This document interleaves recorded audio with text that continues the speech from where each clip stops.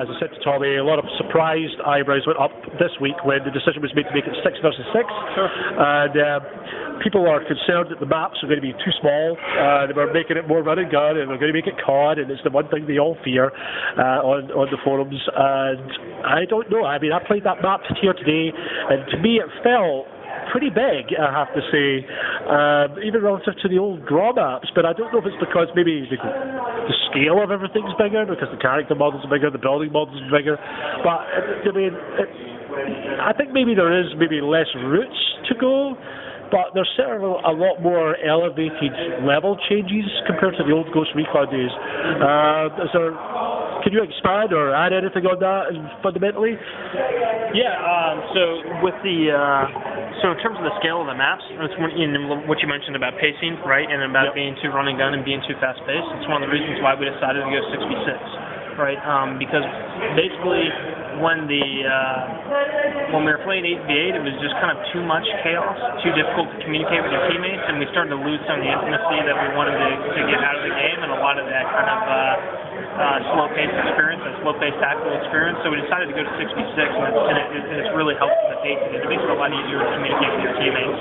As far as the scale of the map's concerned, we have a large variety of them. The two that are going to be in the beta is one is Pipeline, that's our smallest map, and Mill is our largest map.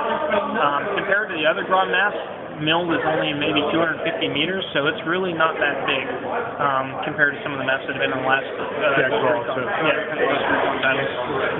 Okay, I also asked earlier about, I'm a big fan, I have to say, I've already been picking up Josh Parker, because I'm a big fan of environmental weather effects, but organic animations on things that players generally don't notice, such as trees, such as bushes, such as rugs, pollen, anything that's blowing, and it makes the map feel more immersive. He let slip that he knows there's a sandstorm, but we're not going to have configurable operational parameters, I'll call it, like time of day and particle light effects like we had in the previous Graw. No. They'll be their own custom maps. Yeah, they'll be their own custom maps because the lighting is kind of integral to the design of the spaces.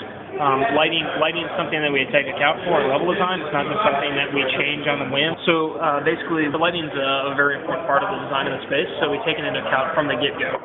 The same thing with the weather effects. So Sandstorm, the map that we designed it around the sandstorm. The map is built around the sandstorm. The first day we played that map, it had a sandstorm, even in Greybox. So for us, changing the weather conditions or changing the lighting on the fly is not only technically challenging with the engine that we have, but also for gameplay, it's really fit what we're trying to achieve. And to me, that's been one of the things I've noticed here today, is the particle lighting system has been extensively overhauled. Is this something that was key from the start? Because obviously you mentioned the Sandstorm. Before, the weather effects were more of a kind of lighting filter, but now you seem to have brought things much more visceral into the environment. So it was very important to us, especially because it's a cover-centric game, right? The way that the cover's laid out can feel a little bit gamey. So we went into a lot of extra effort to make the environmental effects and the things that you're talking about with the particles and the dust and the foliage and all that stuff feel very, very real, so you're still immersed in the environment.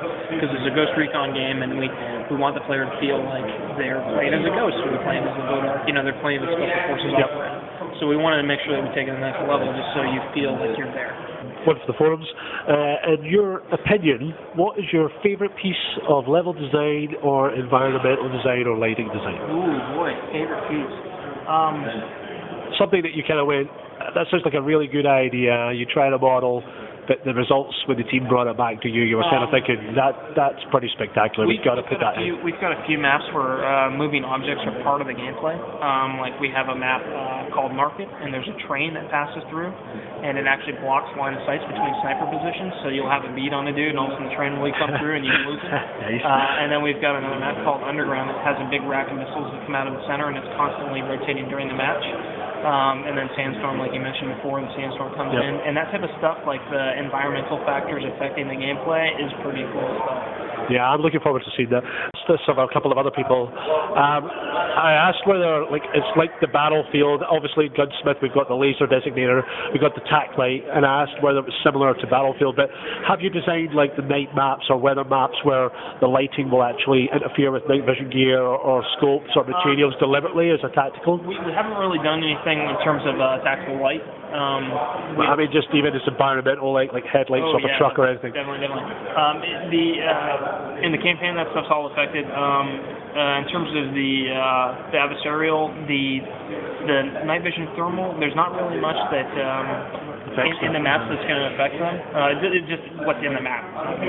So most of the time, it's good for most conditions. I mean, just like the real thing. I mean, you can put a filter on top of it, and the pinhole filter and be able to filter a lot of that light and still use it during the day if you needed to. Clearly on night maps you might have a little bit more of an advantage, but you can still use it during the day map because you can pick out targets using the thermal. Lastly, destructibility. So obviously this has been brand new to Ghost Recon. I know we can go in buildings. I've already been told that. But I'm going to say I'm surprised and disappointed, but I noticed most of the main buildings on this multiplayer today were pretty static. If you threw a grenade in, I didn't see much deformation on the models at the minute. Is it just really chest-high walls that Richard's getting? Is it small? Actually, in the multiplayer, we elected to not do a lot of the destructibility stuff that you might see in campaign. Like, campaign has a lot more damage that you can do. It has bullet penetration. You can shoot through most objects. We elected to not do that in multiplayer for gameplay concerns because as we wanted to fill the void in the market, we wanted to make a game that was about cover. And when we started adding those types of things, having the cover disintegrating around you, being shot through cover was going against our objectives. So it was something that we made a decision on for the vision of the title. So that leads me on to the next bit. If it's not multiplayer on Siege, is there more destructibility on Guerrilla mode? Not Siege. Is there more destructibility on Guerrilla? Is it more like the single player modeling as opposed to the PvP? And that's a very big tactical factor, I guess. I believe all the cover that's in the Guerrilla is destructible. It's like campaign, so you have to be aware of that type of stuff. So walking in there with a grenade launcher, you're going to be shouting at your teammate, you better not fire that. I can't remember specifically any cases when I played Guerrilla where we've destroyed the piece of cover in front of me, but I imagine it's something you have to be aware of. Yeah. Okay. I don't think I've asked this of anybody. I just kind of popped in my head talking about that. Is there any blue-on-blue fire? With grenades, you can actually kill your teammates. But we turned off the friendly fire just because when you get EMP'd, we wanted to feel like you're losing all of your information and not having blasting your own teammates. So we didn't feel like it, and plus, there's a lot of dynamics and movement, and because it's a team-oriented game, you're moving around each other a lot, and we just didn't want players to have to deal with the fire, like accidentally shooting the dude in the back of the head and just taking cover and stuff like that. In the real world, you have to communicate all this stuff, but that's something that we weren't really ready to ask the player to do, to communicate, oh, I'm entering cover, standing,